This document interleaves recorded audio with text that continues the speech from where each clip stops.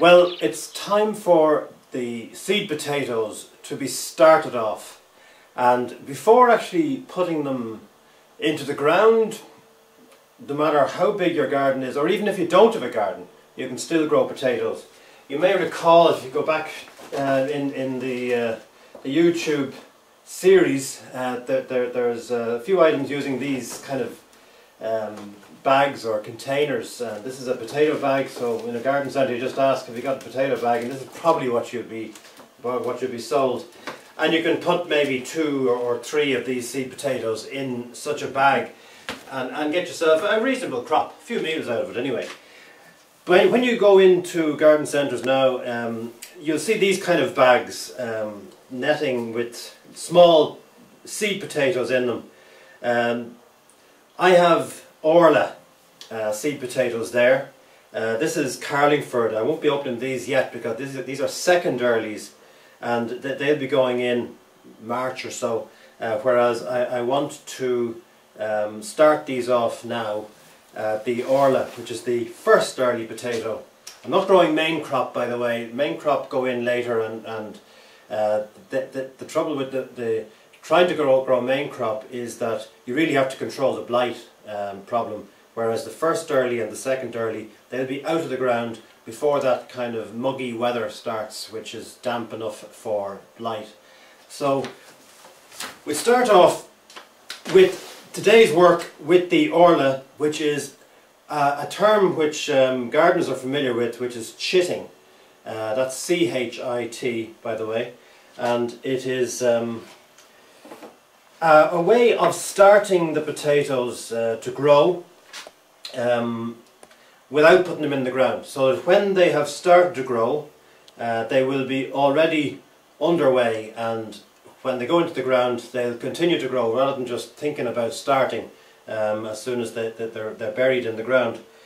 But to chit potatoes, we have to show them the light, we have to be in a frost-free environment. Essentially what that means is putting them into these egg boxes, standing the right way up, and I'll talk about that in a second, and leaving them in the windowsill where the light can get to them. The potato gets the message, it's springtime, time to grow, and they're not going to be affected by the frost, which during February can be a problem from time to time.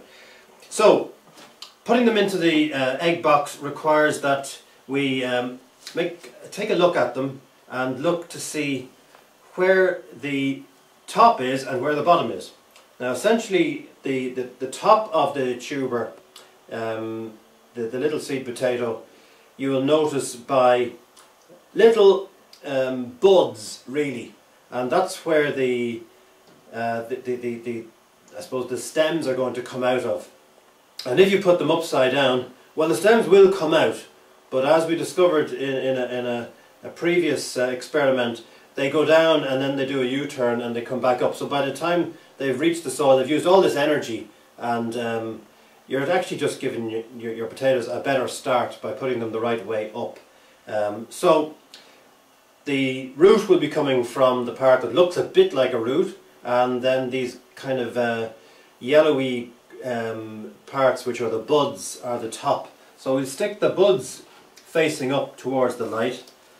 Which way is that? Oh, there's the bud.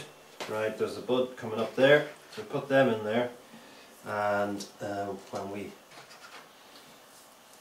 have a box full, then we can put it on the windowsill. Right, well, we just put the egg boxes with the potatoes, hopefully the right way up, in the window.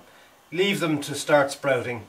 If by any chance you weren't sure if the right way up was what you had there, they will start sprouting, and if it's not sprouting one end, well, you can just turn it around and say, oh, maybe the other side is the upside. So this is one of I'm not sure about, so I just leave that there, and in the days to come it'll become obvious which is the right way up and which is not.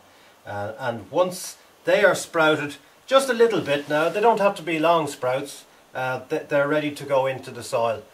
If it's in February, I'm going to plant them indoors in those bags and wait until probably after Easter, when I expect there won't be too much more frost, and then I can put them outdoors. If they're going outdoors, I wouldn't put them out as the traditional time is around St. Patrick's Day, but the weather forecast will be worth listening to, because if it's going to be a frost, you don't really want to put them out until the frost is over.